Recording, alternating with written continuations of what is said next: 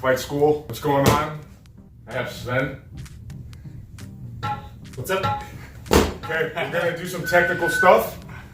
How do you load up the rear power kick, right? Sven's gonna show us how.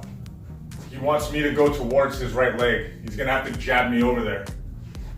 If I'm walking towards his right leg, it's all good. He can just kick the shit out of me. Push.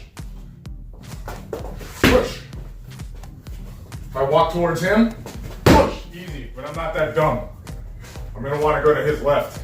If I go to his left, he can't right kick me so much. I'll just step out of the way. Okay, or I'll check. How's he gonna get me over here? He's gonna jab the shit out of me.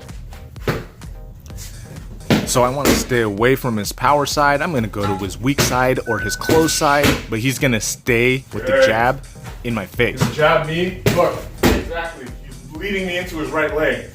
Maybe he throws 2 kicks instead of just 1. Yeah, perfect. Push, push. Good. Using quality footwork. Nice. As I try to get away from the power hand, he's going to stiffen up with his jab. Maybe. Good footwork, keeping me in front and throwing the power kick at his disposal. Yeah, good. So that was good, right? Sven was able to use his jab, right? Take ownership of that side to his close side, pushing me to his open side where he can land the power. So by him establishing the jab and getting me to go where he needs me, he's setting me up, right? He's setting me up like a horrible heist gone wrong. He's setting me up for the take later on. He's just gonna put me where he needs me, then he's gonna throw that hard power kick to my body. Of course, I'm not gonna wanna play ball, but that's why we attack as we step. We don't just step and do nothing and hope that that lands naked.